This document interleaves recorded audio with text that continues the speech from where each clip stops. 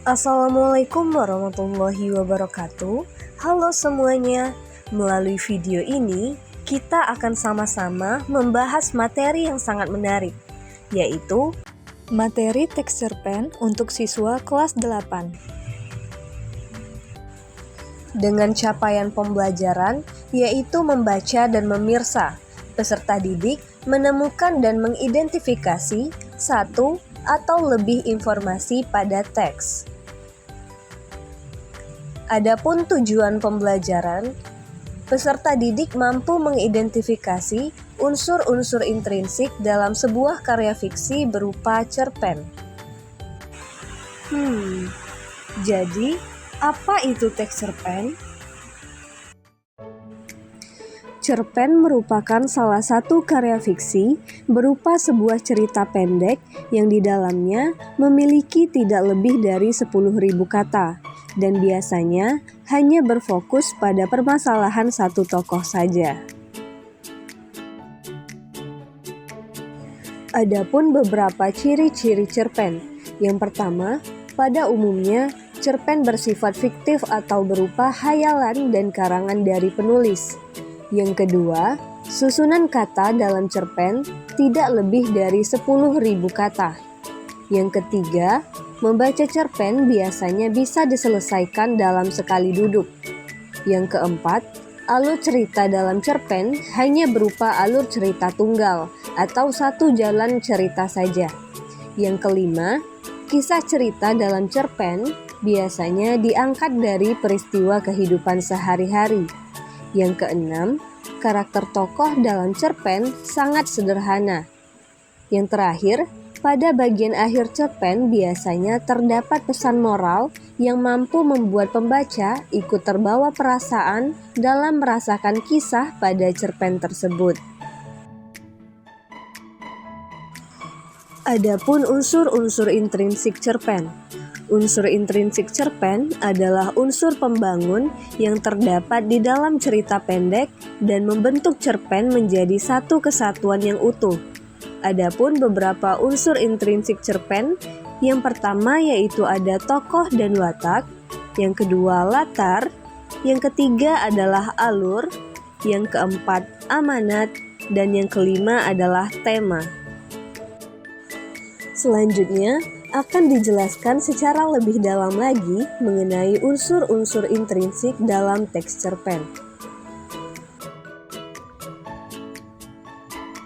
Tokoh dan watak. Tokoh adalah orang atau pelaku yang ada dalam sebuah cerita, sedangkan watak adalah cara pengarang menggambarkan sifat atau karakter tokoh.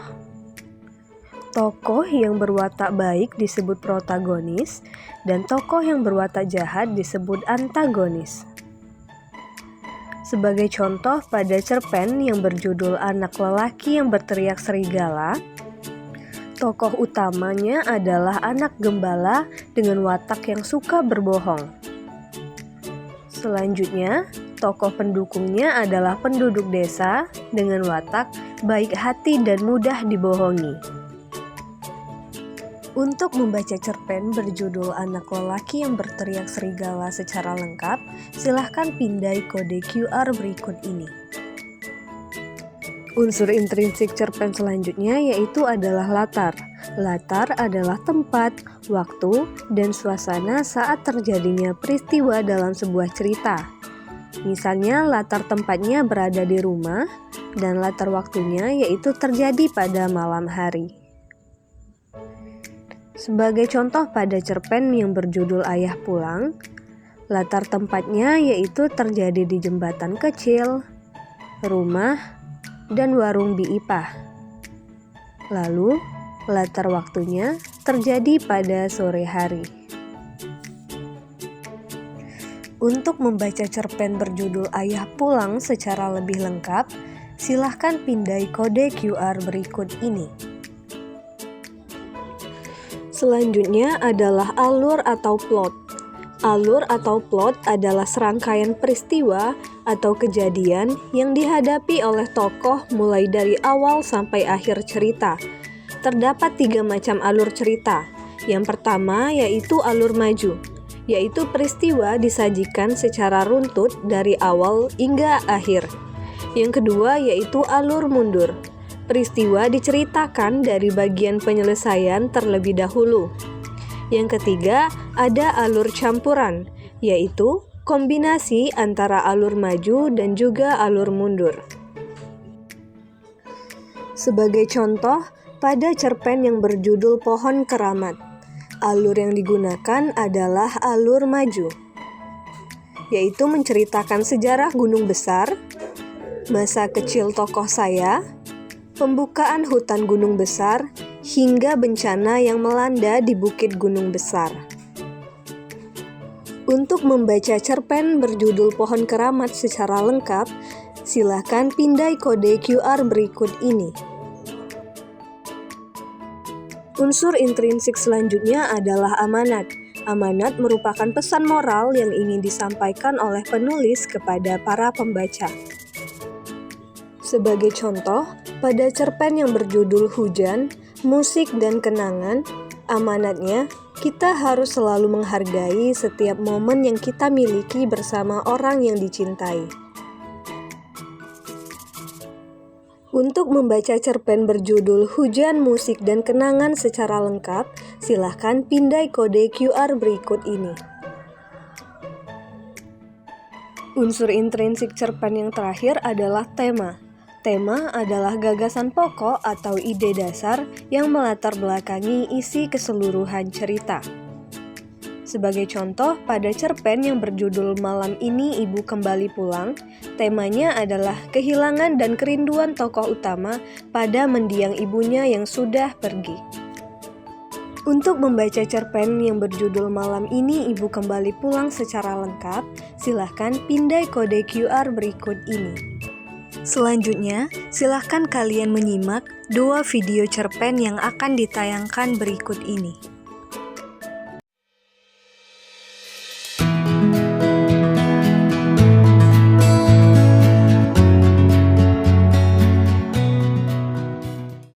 Anak saya bercita-cita menjadi guru. Tentu saja saya dan istri saya menjadi syok. Kami berdua tahu macam apa masa depan seorang guru. Karena itu, sebelum terlalu jauh, kami cepat-cepat mengajak dia berbicara. Kami dengar selintingan kamu mau jadi guru, Taksu. Betul? Ya, betul, Pak. Saya dan istri saya sangat geram.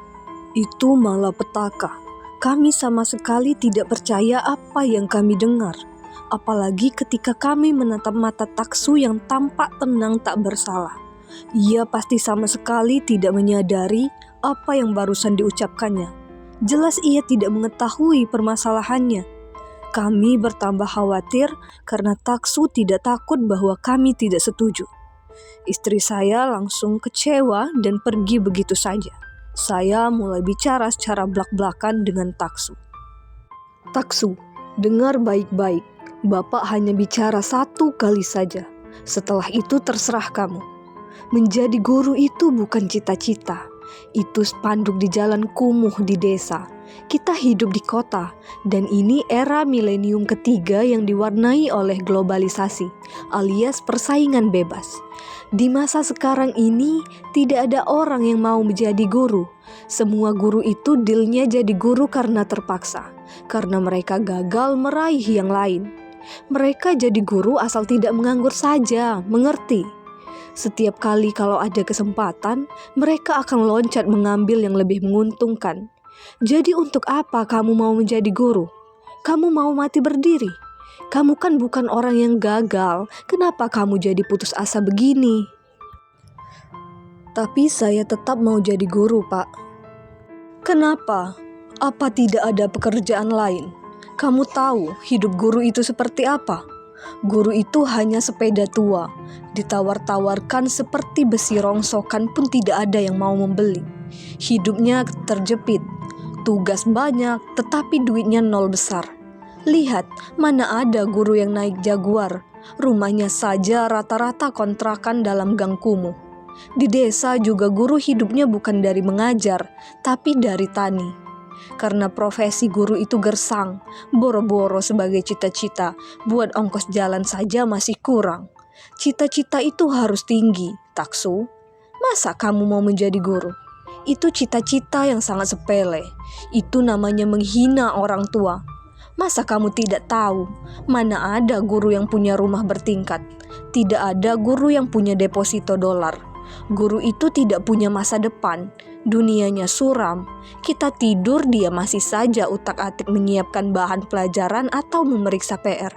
Kenapa kamu bodoh sekali mau masuk neraka? Padahal kamu masih muda. Otak kamu encer dan biaya untuk sekolah sudah kami siapkan. Coba pikir lagi dengan tenang dengan otak dingin, Taksu. Saya sudah memikirkan itu secara masak-masak, Pak.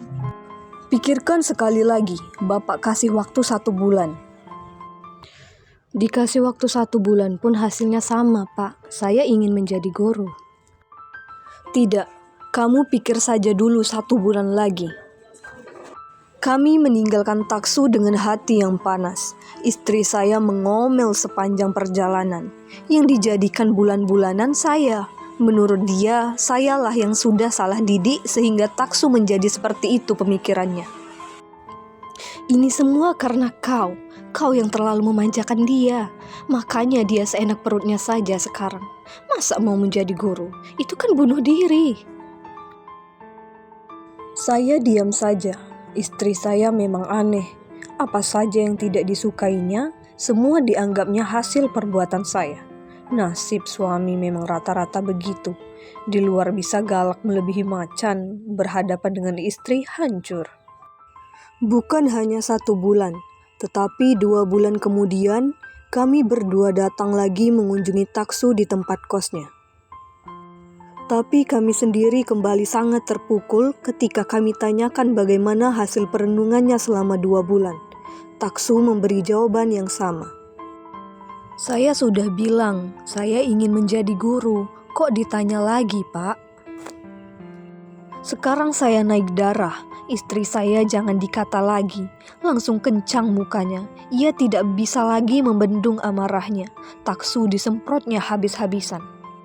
Taksu, kamu mau jadi guru pasti karena kamu terpengaruh oleh puji-pujian orang pada guru itu ya? Mentang-mentang mereka bilang guru pahlawan, guru itu berbakti kepada nusa dan bangsa. Ah, itu bohong semua. Itu bahasa pemerintah. Apa kamu pikir betul guru yang sudah menyebabkan orang jadi pintar? Apa kamu tidak baca di koran? Banyak sekarang guru-guru yang brengsek dan bejat, ha? Kamu kan bukan jenis orang yang suka dipuji, kan? Kamu sendiri bilang apa gunanya puji-pujian. Yang penting adalah sesuatu yang konkret. Yang konkret itu adalah duit, Taksu. Jangan kamu takut dituduh materialistis. Siapa bilang materialistis itu jelek? Itu kan kata mereka yang tidak punya duit. Karena tidak mampu cari duit, mereka lalu memaki-maki duit. Mana mungkin kamu bisa hidup tanpa duit? Yang benar saja. Kamu hidup perlu materi. Guru itu pekerjaan yang anti pada materi. Buat apa kamu menghabiskan hidup kamu untuk sesuatu yang tidak berguna? Paham? Saya paham, tapi apa salahnya menjadi guru? Ya sudah, kita pergi saja dulu, Pak. Kita kasih dia waktu 3 bulan untuk merenungi semuanya. Tepat 3 bulan kemudian saya datang lagi. Sekali ini saya membawa mobil mewah. Tapi terlebih dahulu saya mengajukan pertanyaan yang sama. Coba jawab untuk yang terakhir kalinya. Mau jadi apa kamu sebenarnya, Taksu? Saya mau menjadi guru, Pak. Tapi kenapa? Kenapa? Apa informasi kami tidak cukup untuk membuka mata dan pikiran kamu yang sudah dicekoki oleh perempuan anak guru kiri itu? Kenapa kamu mau jadi guru, Taksu? Ya, karena saya ingin menjadi guru, Pak. Tidak, Taksu. Kamu tidak boleh menjadi seorang guru. Dengar perintah Bapak. Saya mau jadi guru, Pak. Aku akan membunuhmu jika kau masih saja tetap ingin menjadi seorang guru, Taksu. Apa maksud Bapak? Kalau kamu tetap mau menjadi guru, aku akan membunuhmu sekarang juga. teriak saya kalap kepada Taksu. Bapak tidak akan bisa membunuh saya. Tidak, kenapa tidak? Sebab guru tidak bisa dibunuh. Jasadnya mungkin saja bisa busuk lalu lenyap, tapi apa yang diajarkannya akan tetap tertinggal abadi, bahkan bertumbuh, berkembang, dan memberi inspirasi kepada generasi di masa yang akan datang. Guru tidak akan bisa mati, Pak. Siapa yang sudah mengotori pikiran kamu dengan semboyan yang keblinger itu? Bapak sendiri kan? Saya terkejut. Itu kan 20 tahun yang lalu. Sekarang sudah lain, Taksu. Kamu jangan mengacau. Kamu tidak bisa hidup dengan nasihat yang Bapak berikan 30 tahun yang lalu. Waktu itu kamu malas. Kamu tidak mau sekolah. Kamu hanya mau main-main. Kamu bahkan bandel dan kurang ajar pada guru-guru kamu yang datang ke sekolah dengan naik ojek. Kamu tidak sadar, meskipun sepatunya butut dan mukanya layu kurang gizi, tapi itulah orang-orang yang akan menyelamatkan hidup kamu. Itulah gudang ilmu yang harus kamu tempel sampai kamu siap. Sebelum kamu siap, kamu harus menghormati mereka. Sebab dengan menghormati mereka, baru ilmu itu bisa melekat. Tanpa ada ilmu, kamu tidak akan bisa bersaing di zaman global ini, Taksu. 1 jam saya memberi Taksu kuliah. Saya telanjangi semua persepsinya tentang hidup. Dengan tidak malu-malu lagi, saya seret nama pacarnya si Mina yang mentang-mentang cantik itu mau menyeret anak saya ke masa depan yang gelap. Meskipun keluarga pacarmu itu guru, tidak berarti kamu harus mengidolakan guru sebagai profesi kamu. Buat apa? Justru kamu harus menyelamatkan keluarga guru itu dengan tidak perlu menjadi guru. Sebab mereka tidak perlu hidup hancur berantakan gara-gara bangga menjadi guru. Apa artinya kebanggaan kalau hidup di dalam kenyataan lebih menghargai dasi, mobil, duit, dan pangkat? Punya duit, pangkat, dan harta benda itu bukan dosa. Mengapa harus dilihat sebagai dosa? Sebab itu semuanya hanya alat untuk bisa hidup lebih beradab. Kita bukan menyembahnya. Tidak pernah ada ajaran yang menyuruh kamu menyembah materi. Kita hanya memanfaatkan materi itu untuk menambah hidup kita lebih manusiawi. Apa manusia tidak boleh berbahagia? Apa kalau menderita sebagai guru, baru manusia itu menjadi beradab? Itu salah kaprah. Ganti kepala kamu, Taksu, sekarang juga. Kalau begini, mobil BMW yang Bapak bawa tidak jadi Bapak berikan kepada kamu. Pulang sekarang dan minta maaf kepada ibumu, sebab kamu baru saja menghina kami. Tinggalkan perempuan itu. Nanti kalau kamu sudah sukses, kamu akan dapat 7 kali perempuan yang lebih cantik dari si Mina dengan sangat gampang. Tidak perlu sampai menukar nalar kamu. Kalau begitu, Bapak pergi. Lalu saya pulang. Saya menceritakan kepada istri saya apa yang sudah saya lakukan. Saya kira saya akan mendapat pujian, tapi ternyata istri saya terlihat marah. Bapak keterlaluan, jangan perlakukan anakmu seperti itu. Ayo kembali, serahkan mobil itu pada Taksu. Kalau memang mau memberi anak mobil, kasih saja, jangan pakai syarat segala. Itu namanya dagang, dasar mata duitan. Ayo cepat, nanti anak kamu kabur. Saya masih ingin membantah, tapi mendengar kata kabur, hati saya rontok. Taksu itu anak satu-satunya. 11 tahun kami menunggunya dengan cemas. Kami berobat ke sana kemari, sampai berkali-kali melakukan inseminasi buatan dan akhirnya sempat 2 kali mengikuti program bayi tabung. Semuanya gagal. Waktu kami pasrah, tapi tidak menyerah. Akhirnya istri saya mengandung dan lahirlah Taksu. Anak yang sangat mahal. Bagaimana mungkin saya akan biarkan dia kabur? Dengan panik kami kembali menjumpai Taksu, tapi sudah terlambat. Sepertinya anak itu sudah tahu saja bahwa ibunya akan menyuruh ia kembali. Rumah kos itu sudah kosong. Dia pergi membawa semua barang-barangnya yang tinggal, hanya secari kertas kecil dan pesan kecil. Di surat itu tertulis, "Maaf, tolong relakan saya menjadi seorang guru." Akhirnya, di bekas kamar anak kami itu, kami bertengkar dengan keras. Tapi itu 10 tahun yang lalu. Sekarang saya sudah tua. Waktu telah memproses segalanya begitu rupa, sehingga semuanya di luar dugaan. Sekarang Taksu sudah menggantikan hidup saya memikul beban keluarga. Ia menjadi salah seorang pengusaha besar yang mengimpor barang-barang mewah dan mengekspor barang-barang kerajinan serta ikan segar ke berbagai wilayah mancanegara. Ia seorang guru bagi sekitar 10.000 orang pegawainya. Guru juga bagi anak-anak muda lain yang menjadi adik generasinya. Bahkan guru bagi bangsa dan negara, karena jasa-jasanya menularkan etos kerja.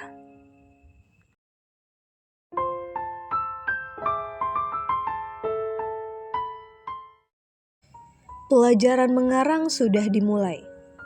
Kalian punya waktu 60 menit, ujar Ibu Guru Tati. Ibu Guru Tati menawarkan 3 judul yang ditulisnya di papan tulis. Judul yang pertama, berjudul Keluarga Kami yang Berbahagia. Judul yang kedua, Liburan ke Rumah Nenek. Judul yang ketiga, Ibu. Di balik kacamatanya yang tebal, Ibu Guru Tati memandang anak-anak yang sedang menulis dengan kening yang berkerut. 10 menit berlalu, namun Sandra, anak berusia 10 tahun belum menulis sepatah kata pun di kertasnya. Ia memandang keluar jendela. Ingin rasanya ia lari keluar kelas, meninggalkan kenyataan yang sedang bermain di kepalanya. Kenyataan yang terpaksa diingatnya, karena Ibu Guru Tati menyuruhnya berpikir tentang keluarga kami yang berbahagia, liburan ke rumah nenek, dan ibu. Sandra memandang Ibu Guru Tati dengan benci. Setiap kali tiba saatnya pelajaran mengarang, Sandra selalu merasa mendapat kesulitan yang besar, karena ia harus betul-betul mengarang. Ia tidak bisa bercerita apa adanya seperti anak-anak yang lain. Untuk judul apapun yang ditawarkan Ibu Guru Tati, anak-anak sekelasnya tinggal menulis kenyataan yang mereka alami. Namun Sandra tidak. Sandra harus mengarang. Dan kini Sandra mendapat pilihan yang semuanya tidak menyenangkan. Ketika berpikir tentang keluarga kami yang berbahagia, Sandra hanya mendapatkan gambaran sebuah rumah yang berantakan dengan botol-botol dan kaleng-kaleng minuman yang kosong berserakan di meja, lantai, bahkan sampai ke atas tempat tidur. 15 menit telah berlalu. Sandra tak mengerti apa yang harus dibayangkannya tentang sebuah keluarga yang berbahagia. Mama, apakah Sandra punya papa? Tentu saja punya, anak sialan. Tapi tidak jelas siapa, dan kalaupun jelas siapa, belum tentu ia mau jadi papa kamu. Paham? Belajarlah untuk hidup tanpa seorang papa. 20 menit telah berlalu. Ibu Guru Tati mondar-mandir di depan kelas. 30 menit lewat tanpa permisi, Sandra mencoba berpikir tentang ibu. Apakah ia akan menulis tentang ibunya? Yang ia bayangkan adalah seorang perempuan yang cantik dengan make up yang tebal dan suka mabuk-mabukan. Apakah ia harus menggambarkan ibunya seperti itu? Akan tetapi, walaupun begitu, Sandra yakin bahwa ibunya adalah orang yang baik. Pernah waktu itu Sandra melihat ibunya yang tampak murung dan bersedih. Lalu kemudian ibunya mengatakan bahwa berjanjilah pada mama, kamu akan jadi perempuan yang baik-baik, Sandra. Seperti mama. Bukan seperti mama, jangan seperti mama. 40 menit lewat sudah. Yang sudah selesai boleh dikumpulkan, kata Ibu Guru Tati. Kertasmu masih kosong, Sandra. Ibu Guru Tati tiba-tiba bertanya. Sandra hanya diam tidak menjawab. Tak lama Sandra mulai menulis judulnya, Ibu. Waktu sudah habis, kumpulkan semuanya ke depan, ujar Ibu Guru Tati. Di rumahnya, sambil ingin menonton TV, Ibu Guru Tati mulai memeriksa pekerjaan murid-muridnya. Setelah membaca separuh dari tumpukan karangan itu, Ibu Guru Tati berkesimpulan bahwa murid-muridnya mengalami masa kanak-kanak yang indah. Ia memang belum sampai kepada karangan Sandra, yang hanya berisi kalimat sepotong, yaitu, nah, setelah tadi sudah dijelaskan mengenai materi teks cerpen dan diberikan beberapa contoh cerpen, selanjutnya untuk mengukur pemahaman kalian semua mengenai materi teks cerpen, silahkan kerjakan soal kuis yang bisa diakses melalui kode QR berikut ini.